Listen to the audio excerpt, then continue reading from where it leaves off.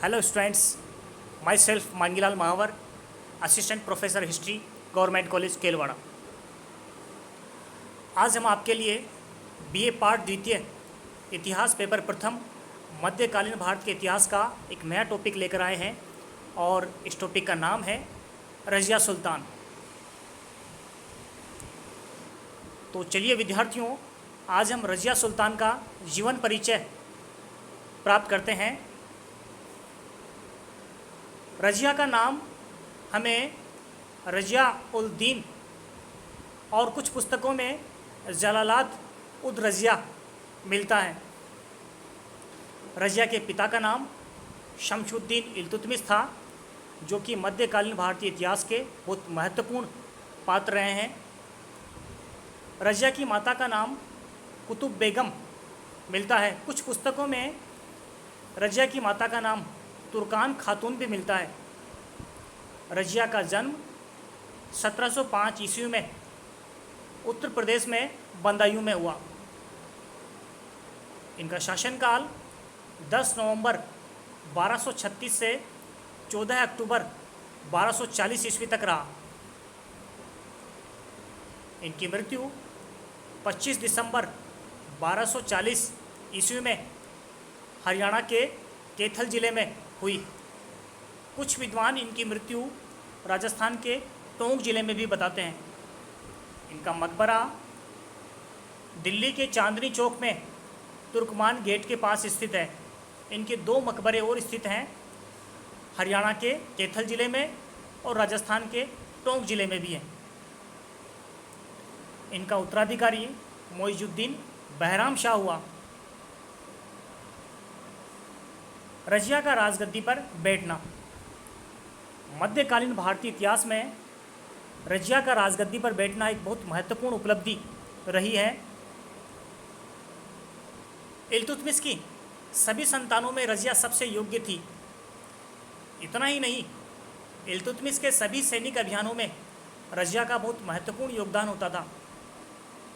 इल्तुतमिश ने अपने अयोग्य पुत्रों को नकारते हुए रज़िया सुल्ताना को अपना उत्तराधिकारी घोषित किया। 1236 ईस्वी में इल्तुतमिश की मृत्यु हो जाने के बाद तुर्क अमीरों ने इल्तुतमिश के आदेश की अवहेलना करते हुए रज़िया के स्थान पर इल्तुतमिश के पुत्र रुकनुद्दीन फिरोज़ को राजगद्दी पर बिठा दिया। रुकनुद्दीन फिरोज़ एक अत्याचारी शासक था। इनके अत्याचारों के खिलाफ विद्रोह करते हुए रज़िया सुल्ताना ने शुक्रवार के दिन नमाज के वक्त लाल वस्त्र पहनकर दिल्ली की जनता से न्याय की मांग की। वह रुकनुद्दीन फिरोज़ के खिलाफ विद्रोह में दिल्ली की जनता से सहायता की भी मांग की। अंत में दिल्ली की जनता तथा सैनिक अधिकारियों की सहायता से 6 नवंबर 1206 ईस्वी को रज़िया दिल्ली की राजगद्दी पर बैठी। हालांकि जो विधिवत राज्याभिषेक हुआ वो 10 नवंबर 1206 ईस्वी को हुआ। इसके बाद रुकनुद्दीन फिरोज़ को बंदी गृह में डाल दिया गया, जहां कुछ समय पश्चात रुकनुद्दीन फिरोज़ की मृत्यु हो गई। रज़िया सुल्तान की उपलब्धियां। रज़िया सुल्तान की उपलब्धियों में पहली महत्वपूर्ण उपलब्धि थी अपने विद्रोहियों का दमन करना। रज़िया सुल्ताना जब राजगद्दी पर बैठी तब उसे बदायूं, मुल्तान, झांसी, लाहौर के सरदारों का प्रतिरोध का सामना करना पड़ा। यहाँ तक कि रज़िया का जो प्रधानमंत्री था निज़ामुद्दीन जुनैदी, वो भी इन विद्रोहियों के साथ मिल गया। इनका दमन करने के लिए रज़िया सुल्तान ने कूटनीति का सहारा लिया। उसने अपने विद्रोहियों में फूट डलवाकर इनका दमन किया। झांसी और लाहौर के सूबेदारों को बंदी बना लिया और बाद में उनका भी वध कर दिया। प्रधानमंत्री जुनैदी सिरमौर की पहाड़ियों में जा छिपा और बाद में वहीं उसकी मृत्यु हो गई। रज़िया की दूसरी महत्वपूर्ण उपलब्धि थी राजपूतों के विरुद्ध सैनिक अभियान। जब इल्तुतमिश की मृत्यु हो गई तो राजस्थान की रियासतों ने स्वतंत्रता की घोषणा कर दी, विशेष रूप से रणथंभौर ने। राजपूतों ने रणथंबोर के दुर्ग पर हमला कर दिया और उसे घेर कर अपने स्वामित्व में ले लिया। इसके दमन के लिए रजिया ने मलिक हसन गोरी के नेतृत्व में एक शक्तिशाली सेना भेजी, परंतु मलिक हसन गोरी को अपने सैनिक अभियान में कोई विशेष सफलता नहीं मिली। इसके पश्चात रजिया ने ग्वालियर पर आक्रमण कर एक सेना भेजी, परंतु उसे भी असफलता का सामना करना पड़ा।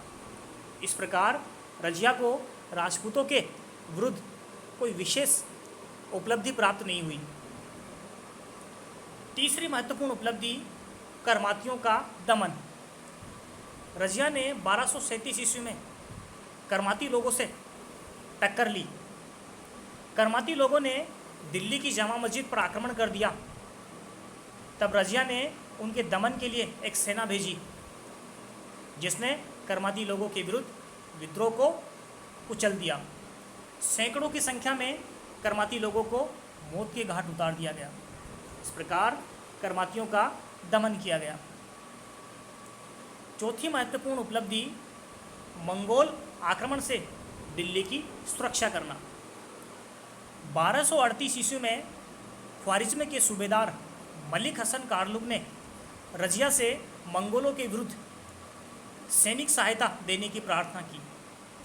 रजिया ने दूरदर्शिता से काम लेते हुए उसे आर्थिक सहायता देने का तो वचन ले लिया, परंतु सैनिक सहायता देने से इनकार कर दिया। इस प्रकार रजिया ने अपनी कूटनीतिक योग्यता से अपने राज्य को मंगोलों के संभावित आक्रमण से बचा लिया। इस मामले में रजिया ने अपने पिता की नीति का ही पालन किया। 1221 ईस्वी में जब चंगेज खां भारत की सीमा तक आ पहुंचा, तब इल्तुतमिश ने भी ख्वारिज़्म के शासक जलालुद्दीन मंगबरनी को भारत में शरण न देकर उसे सुरक्षित भारत से निकलवा दिया। अंततः इल्तुतमिश ने भारत को चंगेज खां के आक्रमण से बचा लिया। तो वही योग्यता उसकी पुत्री रजिया में भी थी। रजिया की महत्वपूर्ण पांचवी उपलब्धि रजिया द्वारा शासन कार्य में सुधार करना। रजिया सुल्तान ने शासन व्यवस्था में भी बहुत महत्वपूर्ण सुधार कार्य किए। रजिया के समय शासन व्यवस्था पर तुर्की गुलाम सरदारों का एकाधिकार था। रजिया ने अपने विश्वासपात्र सरदारों को विभिन्न पदों पर नियुक्त किया। एक अबिसिनियाई दास जमालुद्दीन याकूब को अमीर आखुर, जो कि अश्वशाला का प्रधान कहा जाता था, के पद पर नियुक्त किया। इसके अतिरिक्त रजिया ने मुहज़ बउद्दीन को वजीर के पद पर तथा मलिक सैफुद्दीन को सेना के अध्यक्ष पद पर नियुक्त किया। इस प्रकार शासन व्यवस्था में तुर्की सरदारों के प्रभुत्व को तोड़ने का प्रयास किया। इल्तुतमिश ने जिन 40 गुलाम सरदारों का जो संगठन बनाया था, रजिया सुल्ताना ने उस संगठन को तोड़कर एक नवीन व्यवस्था कायम करने का प्रयास किया। इसके अलावा रजिया ने सुल्तान की शक्ति और सम्मान में वृद्धि करने के लिए रजिया ने पर्दा प्रथा का त्याग किया। वह मर्दाने वस्त्र पहनकर राज दरबार में जाने लगी। उसने शिकार और घुड़सवारी करना भी प्रारंभ कर दिया। रजिया ने स्वयं शासन और कार्य में दखल अंदाजी करते हुए स्वयं ये कार्य देखने लगी।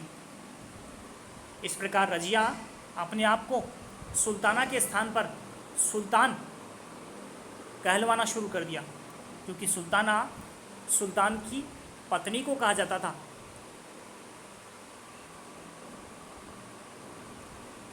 इसके बाद हम देखते हैं रजिया सुल्तान का पतन। रजिया द्वारा शासन की शक्तियों को अपने हाथों में केंद्रित करने से सल्तनत के तुर्की गुलाम सरदार असंतुष्ट थे। वे रजिया के स्थान पर मामलुक वंश के किसी अन्य व्यक्ति को राजगद्दी पर बिठाना चाहते थे।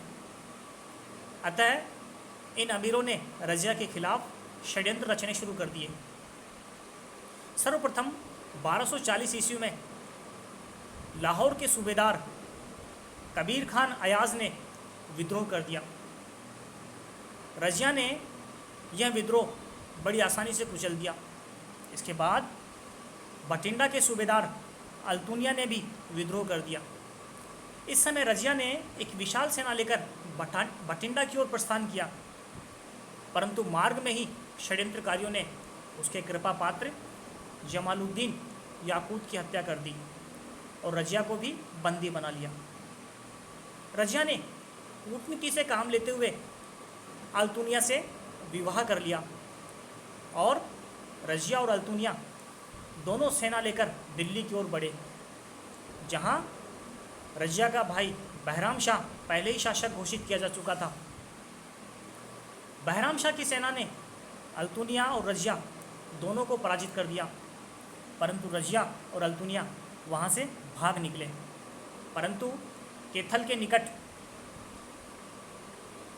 दोनों पराजित हुए और कुछ डाकुओं के द्वारा उनका वध कर दिया गया। रजिया के पतन के कारण, सबसे पहले रजिया के पतन का जो कारण था वो था रजिया का महिला होना। रजिया एक महिला थी। उस समय के रूढ़िवादी युग में सुल्तान का महिला होना एक सबसे बड़ी कमजोरी माना जाता था। हालांकि रजिया वीर सैनिक कार्यों में निपुण एक अच्छी प्रशासक थी, परंतु महिला होने के कारण उसकी ये सारी अच्छाइयाँ कोई काम ना आ सकी। दूसरा कारण याकूत से प्रेम संबंध। रजिया जमालुद्दीन याकूत से विशेष प्रेम रखती थी। याकूत एक हबशी युवक था जिसे रजिया ने अमीर आखूर के पद पर नियुक्त किया था। एक साधारण से व्यक्ति के प्रति रजिया के इतने प्रेम के कारण तुर्क सरदार रजिया से बहुत नाराज रहते थे। इसी कारण तुर्क सरदारों ने रजिया के खिलाफ षड्यंत्र रचने प्रारंभ कर दिए। तीसरा महत्वपूर्ण कारण रूढ़िवादी तुर्कों का प्रतिरोध। रजिया द्वारा पर्दे का त्याग कर पुरुषों की पोशाक पहनना, आखेट पर जाना, युद्ध में भाग लेना, ये सब कार्य रूढ़िवादी तुर्कों को पसंद नहीं थे। अतः इन तुर्क सरदारों ने रजिया के खिलाफ षड्यंत्र रचने शुरू कर दिए। इसके अलावा रजिया सुल्तान ने गुलाम तुर्क सरदारों के प्रभुत्व को भी चुनौती दी। अतः इन तुर्क सरदारों ने मिलकर रजिया सुल्तान को पराजित किया और शासन कार्यों से वंचित कर दिया। इस प्रकार रजिया सुल्ताना का पतन हुआ। मध्यकालीन भारतीय इतिहास में रजिया सुल्ताना का इतिहास एक महत्वपूर्ण स्थान रखता है। रजिया सुल्तान योग्य तथा कूटनीतिक शासिका थी। दिल्ली की सुल्तान बनने वाली वह एकमात्र स्त्री थी और उसमें वे सब गुण थे जो एक सुल्तान में होने चाहिए।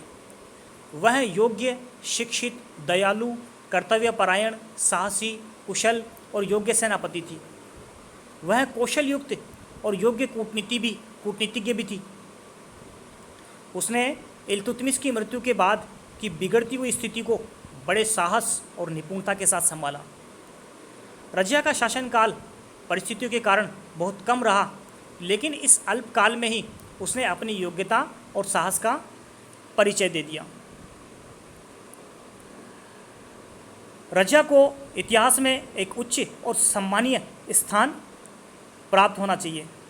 डॉक्टर एल श्रीवास्तव के अनुसार उससे पहले और बाद में इल्तुतमिश के वंश के अन्य सभी सदस्य व्यक्तिगत और चारित्रिक दृष्टि से उससे कहीं अधिक दुर्बल थे। इस प्रकार रजिया सुल्ताना के शासन का अंत हुआ। Thank you. हमारे इस चैनल को लाइक और सब्सक्राइब कीजिए ताकि हम आपके लिए नए वीडियो लाते रहें। धन्यवाद। जय हिंद, जय भारत।